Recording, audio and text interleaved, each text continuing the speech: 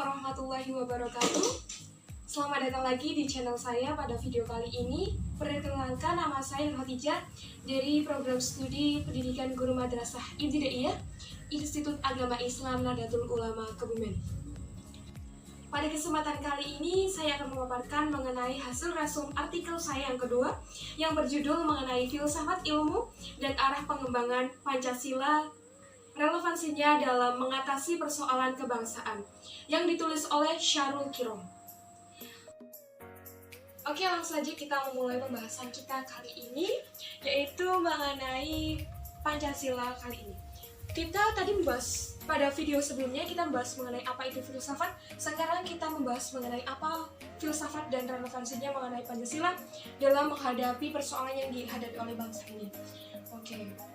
Mengkaji Pancasila menggunakan pisau filsafat itu merupakan salah satu hal yang tepat. Karena apa? Karena filsafat ilmu adalah suatu hal yang terkandung dalam Pancasila itu sendiri. Karena dalam filsafat ilmu sudah mencakup 3 aspek, yaitu ontologi, itu menjelaskan mengenai Pancasila, mengajarkan dan menghargai tingkah laku kita untuk menjunjung tinggi hak-hak kemanusiaan. Selanjutnya yaitu epistemologi, itu menjelaskan bahwa Pancasila itu sendiri merupakan salah satu pedoman untuk kita sendiri dalam bersikap nasionalisme kebangsaan. Selanjutnya aksiologi. Aksiologi itu lebih memaparkan kepada kita mengenai apa sebenarnya yang dimaksud dari nilai-nilai Pancasila. Pancasila tumbuh dan berkembang di lingkungan masyarakat, sehingga peran filsafat dengan mengkaji Pancasila dapat berhasil secara maksimal. Selanjutnya, filsafat itu melakukan 2 hal pengajian. Yang pertama, dalam satu sisi, filsafat membangun teori-teori tentang manusia dan alam semesta serta menjadi landasan bagi keyakinan dan tindakan. Dan yang kedua, di sisi lain, filsafat memeriksa secara kritis segala hal yang dapat disajikan sebagai suatu landasan keyakinan dan tindakan. Menurut Kunto Wibisono, mengembangkan Pancasila itu harus ada 3 unsur, yaitu keyakinan, mitos, dan loyalitas agar berhasil maksimal. Agar lebih paham mengenai Pancasila atau mengkaji Pancasila dengan kacamata filsafat ilmu, ayo kita kupas satu persatu, kita lihat Pancasila dari sisi ontologis, epistemologi, dan aksiologi. Yang pertama, dari sisi ontologi. Kita contohkan menggunakan sila pertama, yaitu ketuhanan yang Maha Esa. Secara ontologis, manusia itu pada hakikatnya merupakan suatu makhluk yang diciptakan hidup di dunia, harus selalu bertakwa kepada Allah Subhanahu wa Ta'ala atau Tuhan mereka masing-masing. Sehingga bagi orang yang sudah memahami konsep ini, maka harusnya orang tersebut bisa bertingkah laku sebaik mungkin dan menghindari dari perbuatan tercela. Selanjutnya, untuk yang kedua yaitu landasan epistemologi. Kita masukkan Pancasila pertama ke dalam landasan epistemologi, yaitu menganggap bahwa Pancasila atau kebenaran Pancasila itu bersifat konsensus, sehingga dalam proses praktik pengamalan Pancasila maka dapat dilihat dari berbagai sisi, sehingga orang itu dapat menafsirkan Pancasila secara bebas menurut pandangan mereka masing-masing, asal dari pandangan mereka tidak terlalu melenceng jauh dari nilai asli Pancasila. Selanjutnya, yang ketiga adalah aksiologi.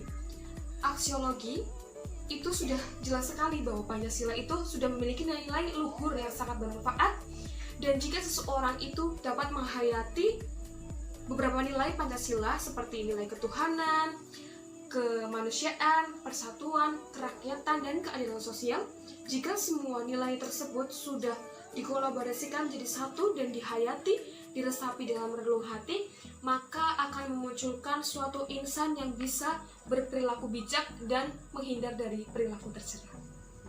Oke, sahabat-sahabati semua, setelah kita mengupas tuntas melihat Pancasila serta nilai-nilainya dengan menggunakan kacamata filsafat ilmu, maka ayo coba kita lihat atau kita serasikan dengan problematika yang ada di bangsa ini.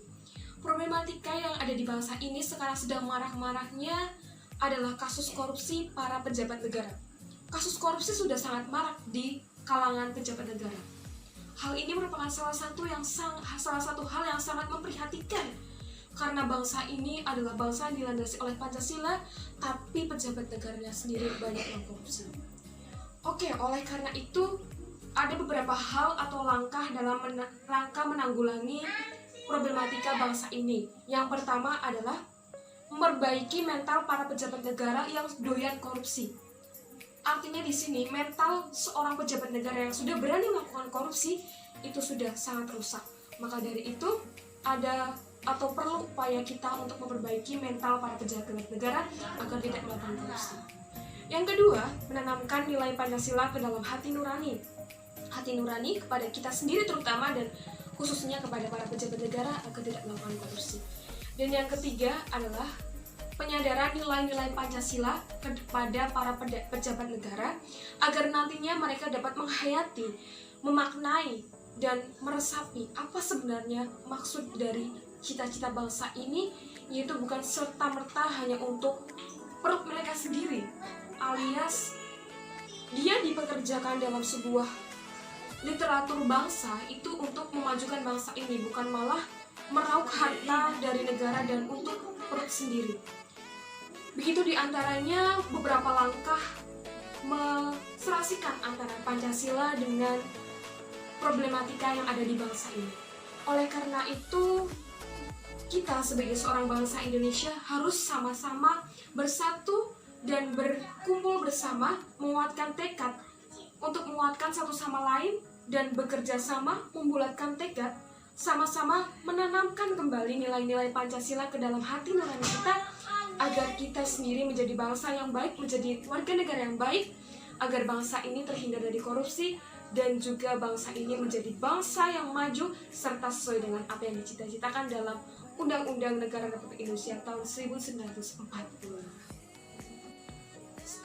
Oke, begitu diantaranya pemaparan mengenai artikel yang kedua, yaitu menyelesaikan antara nilai-nilai Pancasila menggunakan filsafat ilmu dan menserasikan dengan problematika yang ada di bangsa ini.